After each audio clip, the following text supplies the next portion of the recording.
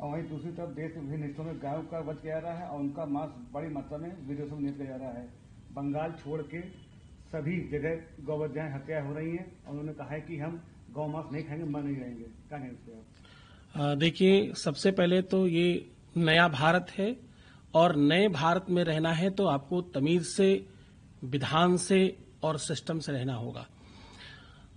इनके हदीस में, कुरान में साफ और स्पष्ट तरीके से लिखा है, सिलसिला अस सिलसिला हा, हदीस नंबर 2293।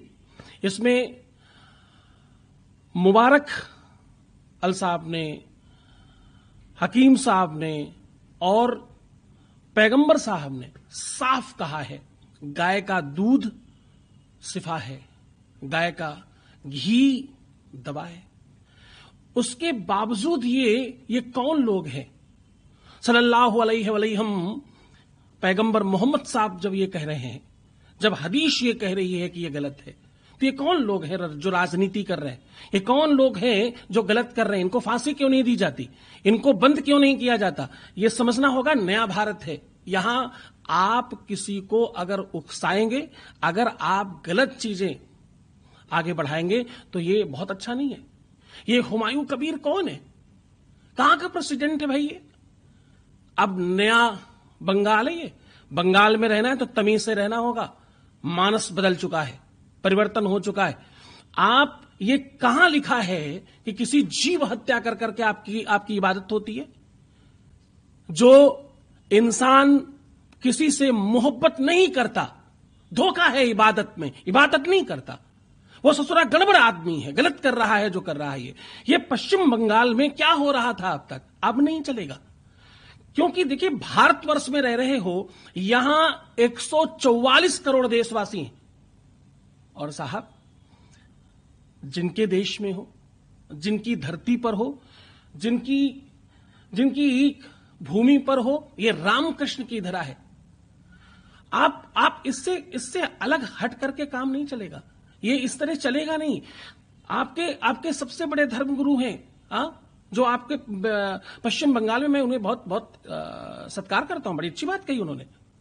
ये फिरजादा अल्लाह मौलाना साहब ने, जिनको आप तोहा सिद्दीकी साहब कहते हैं, ये बहुत अच्छी बात कही। उन्होंने कहा ये गलत है, नहीं करना चाहिए। आप ना अपने धर्मगुरुओं की मान रहे हो, ना हदीस की मान रहे हो, ना कुरान की मान रहे हो और ना पैगंबर साहब की मान रहे हो। किसकी मानोगे? इसका मतलब तुम गलत कर रहे हो। मैं पश्चिम बंगाल की सरकार से ऐसे व्यक्ति की फांसी की मांग करता हूं। ऐसे लोगों को फांसी पर चढ़ा देना चाहिए, क्योंकि कुछ चंद लोगों के कारण ये गंगा जमुनी तहजीब बिगड़ रही है। और मैं तो देखो साहब, एक ही बात कहता हूं, ये हिंदुस्तान है, ये हिंदी बोलने वालों का और बंगला बोलने वालों का, ये यहां की भाषा बोलने वाले लोगों का देश है और ये देश सनातन का है। इसमें उसी तरीके से रहना पड़ेगा।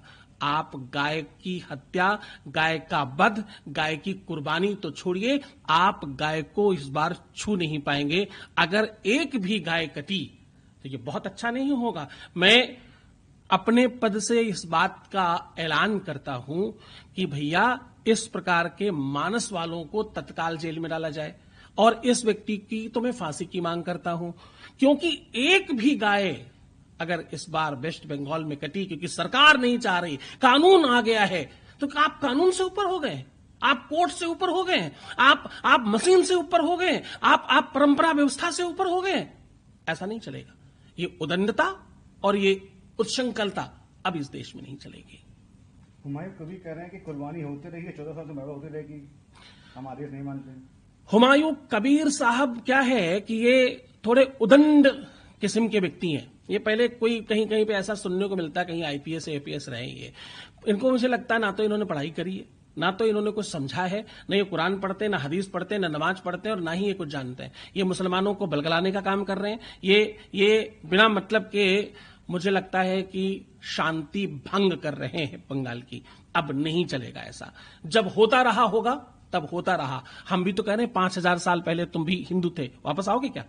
जो होता रहा है वही करना है, तो आओ चलो वापस आ जाओ, तुम्हारा नाम परिवर्तित करते हैं, मान लोगे क्या? तो भैया जो होता रहा है उसकी बातें मत करो, क्योंकि तुम्हारे पूर्वज, तुम्हारे दादा बाबा पर बाबा 2 4 5 पीढ़ी पीछे खोजोगे तो तुम भी राम दीन और श्याम दीन निकलोगे। तो भैया वापस आ जाओ।